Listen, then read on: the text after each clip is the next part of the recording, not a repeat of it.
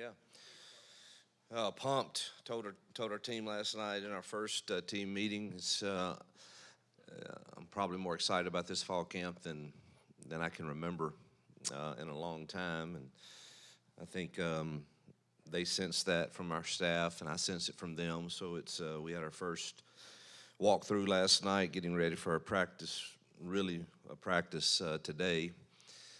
This afternoon, so we'll have another walkthrough this morning. But just think they're locked in and excited about what I see in the chemistry in our building, and obviously hope we can have a physical camp but stay safe, and that's a challenge.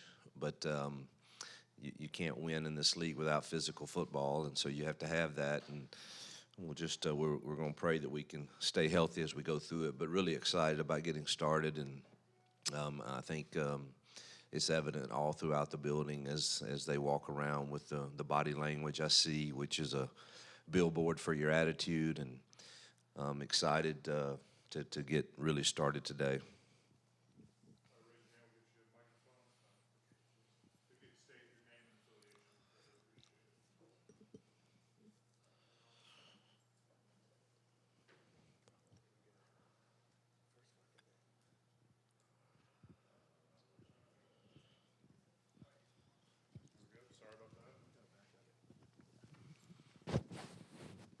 Jason Caldwell, Auburn Undercover. Hugh, any update on Malcolm Simmons and kind of his, his availability for you guys as you move forward?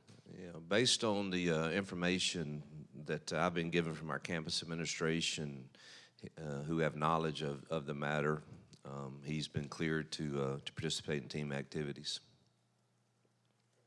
Yeah, Jay Tay with AuburnSports.com, and I'm part of the On3 network.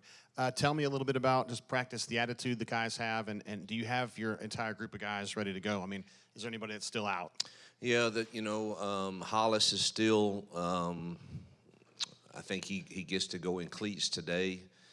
Will be limited in practice. Of Devin Carter's ACL tear, and I think Jeremiah Cobb fractured a finger, so you'll see him in a cast that we have to be. He'll be limited. We got to make sure we get that thing healed exactly right. So he'll be in a yellow jersey also. Other than that, I think we expect there may be a few more yellow jerseys, but everybody else is participating. He's still one of those limited guys, but really, really close. Jacob Goins, ESPN 106.7 here in Auburn. When you look at the secondary, just from corners and safeties and even the nickel spot on paper, it's just loaded back there. So how do you and Coach Durkin kind of decipher what are you looking for this fall and who's going to be playing in game one and throughout the year? Well, you're glad you have the more depth where you're not somewhat feeling like there's a drop off, when you do rotate people or if you do have an injury. And so I think every team at this level would be excited to have that type of depth, and we do. Now, we've got to figure out, what their seat is on the bus, who are the best nickels and who are the best safeties and who are the best corners. And I think we've got one thing I know, we've increased our length and we've increased our speed and our depth. So that's exciting to us, and now we got to figure out exactly all the pieces of where they go. And, getting Champ back, he's finally cleared. We might limit some of his reps, but it gives us some flexibility because some of those guys, can play multiple positions. We think, Jay and Kaylee had fine years last year, but two's not enough. And so I like, that room. I like the fact that we have more length. And, when you think about even the young guys like Woodby and Starr, I think they're going to be good. But obviously Pleasant and Strader are guys that have experience and can play multiple spots back there. So, and then, you got the safety rotation, too, that I think is a lot deeper now. We're going to depend on some young kids to play there. But, excited about the fact that we have some options. Just first in the Auburn Observer, Hugh, you guys have, I think, 6 guys on your offensive line who have been multi-year starters at the power conference level. Like, just the added depth there and the versatility, how much you like that, and what do you want to see from that group specifically here in camp? I know you've been excited about them all summer. Yeah, I think we're in the best position we've been there also, and I actually got an NFL grade back from the first guy that's been here, and he has all 5 of those guys draftable. That are projected to be starters plus 2 tall. So, I think there's high expectations on that group to be able to run the football and protect the passer. And, obviously protection is not always just the O-line. We got to get our backs and tight ends to be convinced that they're a huge part of that too, and our quarterback setting it the right direction. But it would be there's no running from it. We're not going to understate it. We expect that group to be a solid group for us. Yeah, Bill Cameron with The Drive on ESPN 106.7. You had just about everybody here this spring, just a handful of guys that have come in. Just talk about how quick you expect them. You mentioned Rayshawn a little while ago, Jay and James on the defensive line, Caleb, and then Ashton at quarterback. Yeah, and Jay Hardy also on that, and Duke. I guess that's probably the late arrivals. Probably easier for those DBs than it is quarterback and a receiver.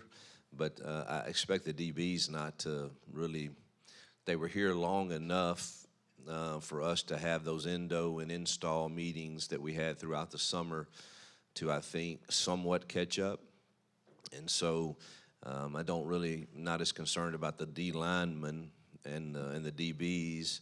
It will be, it's a lot more to learn at receiver and quarterback for sure for those late arrivals. But Ashton's really sharp, and Duke will catch on. But the D linemen and DBs, I really not concerned about their learning curve. Hugh, JoeGoodmanAL.com. Who exactly cleared Malcolm to practice with the team, and did they talk with Malcolm's girlfriend? Like I said earlier, based on the information I've been given from the administration, he's cleared to practice, and that's all the information I have. You, Jacob Waters, Opelika Auburn News. Obviously, y'all had to play a lot of freshmen last year. Do you anticipate a lot of freshmen playing in this year, and maybe early in the season, who are some of those guys that could crack the rotation? Yeah, the fortunate thing in that is we played a lot of freshmen last year that are talented and that, will have another year under their belt. And you would hope you can get to a point pretty quick after a couple recruiting classes that the dependence is not on just freshmen like it was somewhat last year at certain spots. So I hope we can bring, Sam has done a heck of a job at receiver, but that room is deep. But man, he's playing really, really well. Duke is really, really talented. But again, there's some depth there that you would hope you can slowly bring those guys along and not throw people out there until they're ready. Same in Deuce's case. You want him to be ready because he is a really big talent. And so, and then you look at the D-line, I do expect Crawford and Autry to I don't know how many plays. I think what we're looking at in that D-line right now is more depth than we've had. But I think they need to buy into, and again, we hadn't started camp yet, so I could change this tune, but I'm hopeful that they'll buy into, man, give us 15 plays that are your fanatical best and be able to rotate those guys and then them do the right assignment with incredible effort. And I think with that depth we have, if they can buy into that, I think that's going to be better for them and for the team. So I do expect a couple of those young ones. Linebacker, expect Melendez to be in the mix there. Safeties, we got the 2 young, Winters and New Boy that I think, and I already mentioned those 2 freshman corners. That's probably Kel Ellis is going to be a really good football player. Is it ready this year? I don't know, but we like those freshmen too. But obviously, we have a class in front of them that has a little more experience, so we'll have to see how that goes. Hugh, Peter Router, Casale.com. The backup quarterback spot, how, I guess, open level is that competition between Ashton and Deuce? And do you guys plan on naming a clear backup, or is that going to be more of just a situational thing? Probably situational. You know, Ashton has a ton of experience with +1 runs at quarterback and with obviously throwing the football. He put up some really, really good numbers rushing-wise in a good league. So I think you have to look at that a little differently. That I'm not really wanting to throw Deuce out there and call quarterback runs. Not that he can't do it, but you know you want him to be ready for all of that. And so Ashton probably, you know, you look at certain roles or certain situations. I think there's two different deals going on. If I need somebody to go in and throw a vertical route, Deuce may be the better option there, but so I think everything's situational there.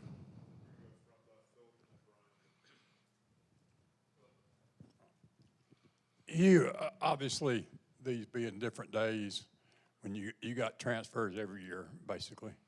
All you guys talk a lot about culture and those kinds of things. How much of a challenge is it to develop that when you have that guys coming in here and obviously they expect to play or they probably wouldn't be here?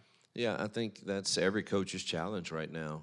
And once you get a depth chart that is close to equal to those that you're playing, I do think culture and chemistry will make a difference. And, you know, that's something we work hard at and are very, very transparent with, that I'm not naive, but for a given year, like I told them last night, why not go all in? For this given time, we have committed to be a family. We've committed to be a team. And irregardless of whatever the outside noise is for you and when things start and you're not getting your time, you know, are you really all in? I mean, and for life, that is a great lesson, is to choose to be all in with those that you're with, where your feet are, where they're planted, and make that the best situation there can be. And then, heck, the next year we'll evaluate that again. I mean, that's just the reality of it. But for this period of time, I know from living, and you know from living, that, man, the best thing anyone can do is be the best at where you are with the situation that you have. And being at Auburn University is a pretty dang good situation for a young man to have and to be blessed to be at, to get an education and to be blessed by whatever it is that is agreed upon through other sources, revenue sharing, NIL, whatever that is. Man, what a blessing you have. And, man, don't forfeit that blessing because the mental battles that can come with all the noise that you can see. You know, I told them last night, one of the things I'm convinced of is we have too many men that spend more time scrolling than they do sleeping. And you know, and it is a mental battle, and it's a mental game. And I think the teams and staff that do the best at changing the mindset to buy into, man, we are a team for this given period of time. And we get to represent one of the greatest universities and greatest fans in the country. Man, do not waste this moment, these moments that we have to stack these days to be prepared for those opportunities. Did you ask DJ to take it easy on Jackson Arnold during the spring to get Yes. the confidence up? And does that have to change during fall camp? Yeah, I used to be so dogmatic back when, of course, you know, I used to just go tempo, and see how, and man, I was proud if we had 95 plays a game. Yeah, you know, and we scored a bunch of points, and that's the way I started as an OC and carried that over from all my days at Lambeth, Arkansas State, and then at the beginning of the Ole Miss tenure. And then you start kind of finding out, maybe if I'd have managed the clock a little different there, we'd have won another game or two. And so I obviously have changed that somewhat. and I also used to be very adamant. The number one priority of practice is for our quarterback to leave that field confident. And I am going back to that this year, and DJ's been awesome. I mean, the respect I have for him and the job he's going to do, and we just got to, I think we've got to be really intentional about what are we doing in this period and making sure that our quarterbacks have an adequate chance to really be prepared to have success in it, and not try to win a drill, but try to get better in every scenario. And if it is, dirty ball period where everything's being thrown at the quarterback, the quarterback should know that, and that's fine. But if it's not that, then let's work together to make sure we're preparing him. I mean, I think the worst thing we could do for any quarterback, and Jackson in this case, is to go out and practice this afternoon, and we have scripted plays that have zero chance of success because obviously we're not game planning right now for our defense. But so I think we've done a better job, Nix and DJ, of working together on, all right, what are we doing this period? And let's see if we can defend it, and let's see if we can execute it with the quarterback being really prepared for that, if that makes sense. Hugh Davis-Baker, WSFA in Montgomery. The football Twitter account put out a video asking players to describe their mood for fall camp with one word. A lot of players said expectant because that's a word you've been using. Assuming that's true, why is expectant the right word? It's kind of the word that I go away, as most of you know, and spend a little time in this cabin in the mountains that I've done for a long time, and just I think through, all right, what am I going to teach this year? What are the themes each week? What is the overriding word? That's the word I came up with, and I think everybody's kind of following that lead, and we are expectant. We're expecting being a really good football team that competes in every single game and has a chance to win every game, and hopefully we're better in those critical moments, and we flip some of those close losses into wins, and we're expecting of that. And hopefully our kids are following that. And I'm teaching a proverb a day: keep stupid away during camp, and hopefully that impacts all of us also in life and in football. But the overriding theme is expectant, so I'm glad the kids are listening and they feel the same. Julian Mitchell, WVTM 13 in Birmingham. Coach, you talked a bit last year with Peyton about knowing your mind, knowing what you want out of this offense, out of that spot. I'm interested just where Jackson is at in terms of that, and what do you want to see here in the fall? I think he's in a good spot. We obviously had a ton of walkthroughs throughout the summer. We had one last night. We watched it this morning. He was 100% in setting the protections, accuracy. The only thing that is, probably not real clear right now, and we talked about it last night, he and I, on the field, is, knowing, you're not in a game plan situation when you're in walkthroughs, but all right, it's 3rd and 1. Coach, tell me your mind right here when you have this run called and it has RPOs on it. What are you thinking? And, that's a long answer, truthfully, because it depends on field position, score of the game. Are we going for it on 4th down? Do we like that matchup out there with the receiver? So there's a lot of things that we still have to talk through as you start getting ready for games, and even in the course of the game. The good thing is, you do have access to talk to him until 15 seconds is left, and so, it could be some of those situations where it is 3rd and short, and I tell him, you're free. You're free. You got Cam out there matched up one-on-one. You're free.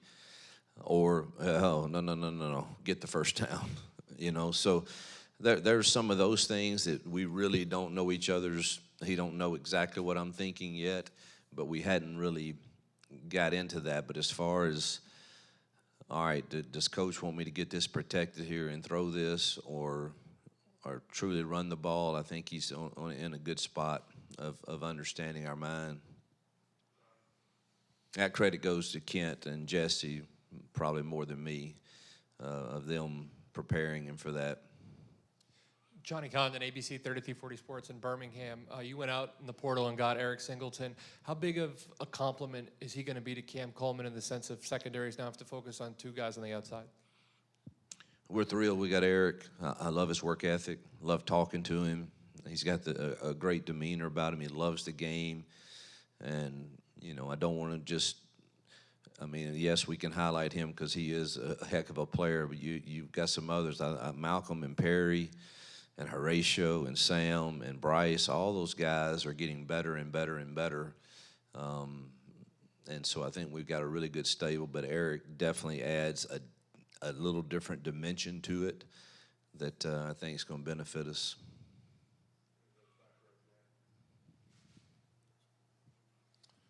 Dan Pack, ESPN 106.7 in Auburn. You got 3 tough road games in the first 5. How does that change preseason practice, preparation, and all over the next month? It won't change these first couple of weeks. I mean, you got to do what you do to get ready and get everything installed. Then I think it does, start, you prepare for that first one, which is a big one against a really, really good football team that's, by many are picked to be in their conference championship game. And so that's a great test for us, and it'll be a night game on a Friday night, so that changes things. So our whole fall camp is changed based on that, because typically you would have Saturday as those, quote, scrimmage days and Sundays as an off day, and it's exactly flipped for us through camp. We'll have Friday as those days and Saturday as the off day, because the normal week when we get to there is going to be, Sunday through Friday. So the whole camp is designed for that, and that's really the only game. I couldn't even tell you who the other 2 are against, truthfully, on the road right now. I just know that first one, and we got to get ready for it. Michael Giddens, Warport, Auburn. Coach, can you talk about the state of preparedness your team is in right now compared to your first 2 years? You've got a game coming up. You settled on your quarterback pretty early. How ready is this team to execute the concepts that you're going to want to? And will this look like a Hugh Freeze offense this year? I think we've done all we could to this point, starting back in February. Dom gave us a little of the 8 hours to spend 30 minutes here and there, even back in February with our team. And I think that's paid dividends, and we've stayed really consistent in not trying to do too much. I think that's been a problem. I think it's the second year in the same system on both sides, which has been beneficial to particularly those young kids. We haven't had to change things on kids, and it's the same verbiage, same people, same talk. And so it feels, we'll see today when we go out there and go in some team stuff, how many MAs and stuff there are, but it certainly feels like we're much further along than maybe years past. Hey, Coach. Emily Grace McWhorter from The Next Round. You mentioned those expectations earlier. What do you feel like has been the biggest hindrance on meeting those expectations in years past with this team, and how does that change this season? Yeah, I think the whole deal will be they are expectant and they do have confidence, but it's not until that confidence is credible that you really grow. And the only way for it to be credible is first have success out here in fall camp doing things and finding out this is who we are, we can do this, and our players know we can do this. And but then when it really takes off is when you have success in the win column. And that's what we've got to go do to really, I think this team has a chance to be a really, really exciting team to watch. Particularly, can they get a win or 2 under their belt that even grows that confidence that they have right now. But right now, they've got a pretty good swagger about them, and hopefully we can grow that throughout camp by the success we have. But really, go get a W, and then they'll really be confident. Faith Richardson with the Auburn Blitz. Coach, how's your health been so far? How are your energy levels going into this camp? Yeah, I feel as good for this camp as I probably have in years. I don't think anything about the health right now, whether that's right, wrong, or indifferent. Now I talked to docs. I had 3 of them text me yesterday, and they're awesome. I got a great team around me, but I just don't have any knowledge. I mean, I don't feel sick, and so my wife's got me taking all kind of natural things that are supposedly may cure prostate cancer, and we hope it does. We'll recheck it in January and see where things are. But other than an old back, I feel great. Sometimes it gets a little tight, but I've had, I had that deal at Liberty where I had the infection get in, and I'm always going to have some arthritis there. But my energy's good. I feel great and excited about camp. You mentioned a faster team, but this is a bigger team, and running backs all over 200 pounds now. Has that been by design to be a bigger group of guys, especially on the line of scrimmage? Yeah, I don't really get hung up on the running backs' weight, but it is good that you have some that have some girth to them. But there's no doubt you need length and girth in this league up front, and I think at linebacker too, and it helps if you have it in the secondary.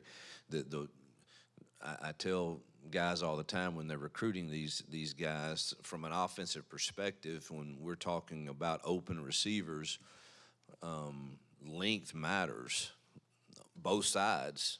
You can have a shorter receiver that's actually winning a route by 2 yards, but the length of that DB gives it, and according to that receiver, it gives you no window. The quarterback doesn't really feel like that's a window. Whereas if the receiver is here and the DB's there, I see that window. And so length matters there, and it certainly matters up front. When you're rushing guys on the defensive front who have some length to them, it's uncomfortable for the quarterback. When Jared Smith even if he's blocked, that window is a little cloudy because of the length. And so we've added that at tackle on offense too. Inside, Jay and all those 2 guys we brought in, they have more length and girth to them. Autry, and you can't have that in every single one of them, but I think our length at linebackers gotten longer and faster. And so that's that's by design. You want more length and girth, particularly at a lot of positions.